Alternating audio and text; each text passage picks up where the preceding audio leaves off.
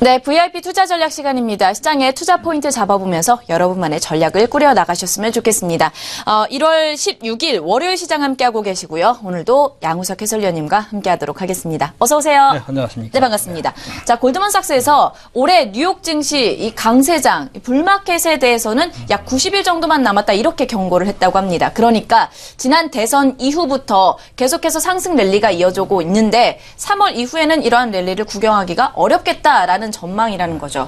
어떻게 보고 계십니까? 예, 골드만삭스가 부정적인 언급을 해서 그나마 다행이다 싶습니다. 세계적인 투자은행이긴 하지만 이 업체는 자주 틀리죠. 지난 가장 대표적인 상품은 금값입니다. 원자재 가격 중에서 유가입니다. 한때 20달러대 수준까지 내려갈 것이다. 이렇게 부정적인 전망을 내놨지만 보기 좋게 틀렸죠. 그뿐만이 아닙니다. 그 사례는 상당히 많이 나온다는 거죠. 그런 측면에서 봤을 때 골드만삭스의 그러한 부정적인 견해에 대해서 너무 크게 의식할 필요는 없다 하는 그런 관점인데요. 하지만 나름대로 이유가 있길래 그렇게 부정적인 전망을 내놨다는 것에서 전혀 우리 입장에서는 도외시할 수가 없다는 것. 제가 말씀드렸던 몇 가지 변수와 같이 연결시켜서 본다면 결코 우리가 당면하고 있는 현재 상황이 쉽지만은 않습니다. 그때그때 상황마다 주요 변수 등을 일일이 다 체크해 나가면서 시장에 대응할 필요가 있다는 건데요. 자, 그렇더라도 전 세계 증시, 특히 아시아 증시가 특별한 악재가 돌출된 것도 아닙니다. 그럼에도 불구하고 일본 증시, 또 현재 중국 증시, 특히 중국 증시가 연일 하락을 하면서 전체적인 분위기를 다운시키는 주역을 담당하고 있는 그런 상태인데다가, 자, 우리 증시도 그 못지않게 이제 내려가고 있는 모습, 삼성전자를 중심으로 해서 나타나고 있죠. 이렇게 잘 나가던 삼성전자가 물론 특검이라고 하는 악재가 돌출되면서 크게 하락하는 측면도 있지만 그것만은 아닌 것 같습니다. 특검과 직접적인 관계가 없는 SK하이닉스도 같이 크게 내려가는 것을 보게 되면 특검 외에 시장 전반적인 우리 시장의 지수 조정에 어떠한 현재 원인이 작동되는 것으로 볼 수 있는 그런 측면도 분명히 있다는 것이죠. 코스닥도 낙폭이 심화되고 있는 그런 모습입니다. 그래서 어느 정도는 지수 조정과 관련된 보수적인 시각도 또 그와 관련된 현재 위험 관리도 필요한 때다 이렇게 이제 말씀을 드릴 수가 있겠고요. 오늘도 환율부터 보도록 하겠습니다. 달러 인덱스는 최근 들어서 계속 주춤되는 정도가 아니라 약간 내려오는 달러 가치가 떨어지는 그런 모습이 진행이 되고 있죠. 지난 주말에 101.18, 100일까지도 현재 위협당하는 수준으로까지 내려오고 있는 그 전날 대비로 0.27% 약세를 보였다는 것이고요. 이에 따라서 유로 가치는 상대적으로 반대 방향으로 비슷한 정도로 올라가고 있습니다. 현재 1.064달러 정도 수준으로까지 올라가고요. 자, 엔달러 환율이 조금씩 내려가고 있죠. 그만큼 현재 달러 대비로 엔저가 아닌 엔고로 진행되고 있다는 것이고요. 현재 114.5엔 수준으로까지 올라왔습니다. 전일 대비 0.17% 엔달러 환율은 떨어졌지만 엔화 가치는 올라갔습니다. 그렇기 때문에 엔저를 기반으로 올라왔던 니케이 지수가 큰 폭으로 하락하는 그런 악재로 현재 그 환율이 작용되고 있는 상태다 하는 것을 알 수가 있다는 것이고요.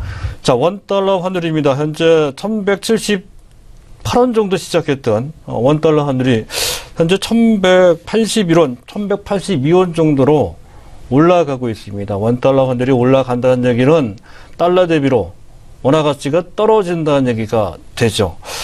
지금 달러 가치가 떨어지고 있는 상태인데 그렇다면 원화 가치가 올라가야죠. 올라가야 됨에도 불구하고 오히려 그 가치가 떨어진다는 것. 그것은 달러에만 국한되는 것이 달러에만 국한된 것이 아니라 엔화 기준으로도 해당이 돼요. 엔달러 환율이 현재 1133원, 1134원 이렇게 이제 올라가고 있습니다. 현재 지금 엔저는 아닙니다만 어찌됐든 엔화, 그동안 추세적으로는 엔저인데 그 엔저로 진행되고 있는 그런 추세를 넘어서 엔화 대비로도 원저가 진행되고 있다는 것이죠. 엔화 대비로도 원저로. 이것은 시장, 특히 외환시장은 금융시장 전반적인 분위기에 가장 민감한 섹터입니다.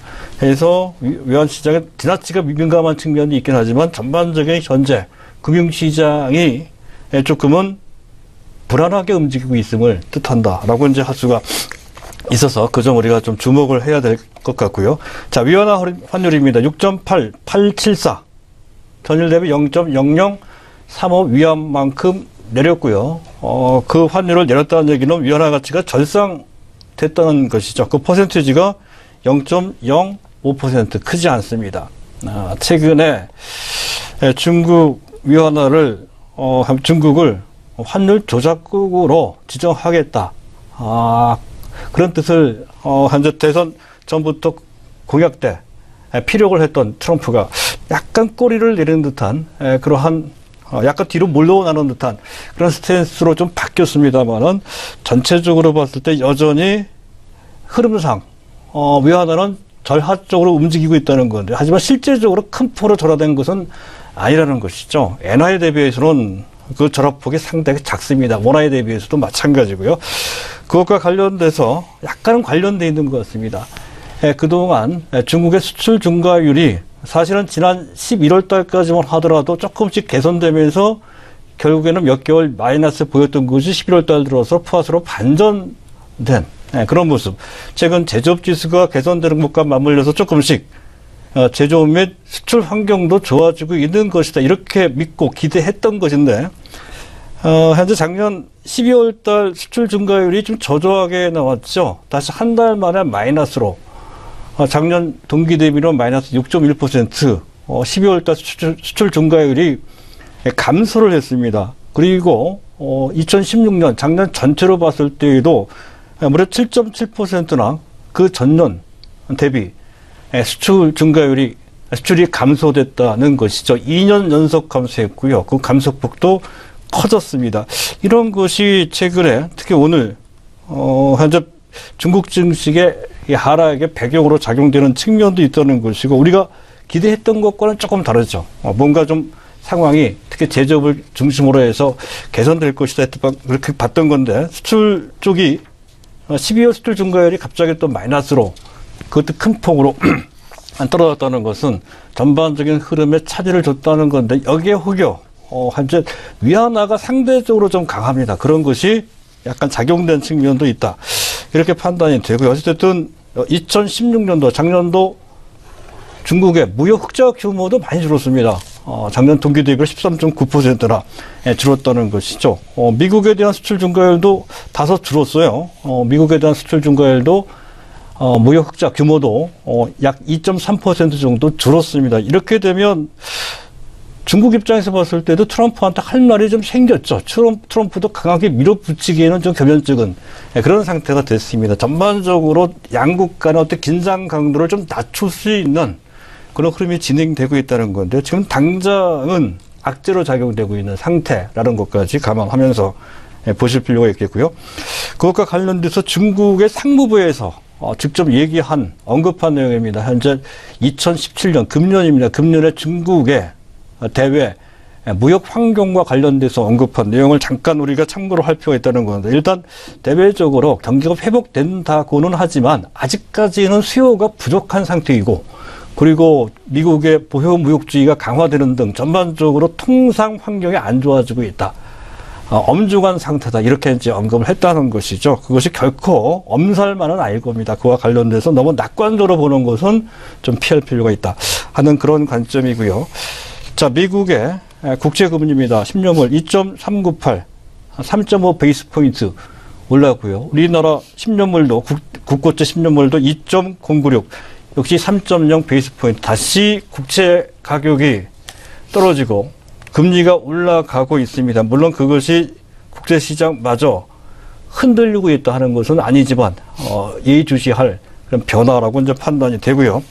자, 금값, 은값은 같이 내려왔습니다만 그동안 많이 올라왔기 때문에 약간 쉬는 듯한 그런 분위기라고 할 수가 있겠고, 자, 구리 가격이 비교적 큰 폭으로 올라가고 있습니다. 확실하게 N자 형태로 올라가고 있다는 건데요.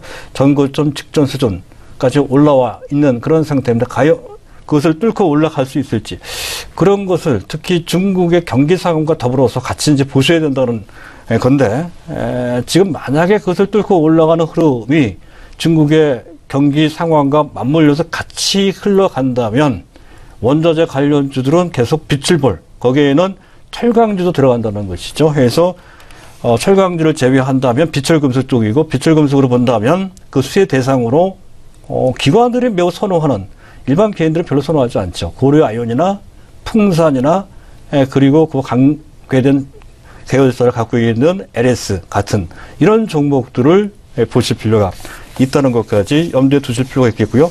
자, 유가는 큰 변동이 없습니다.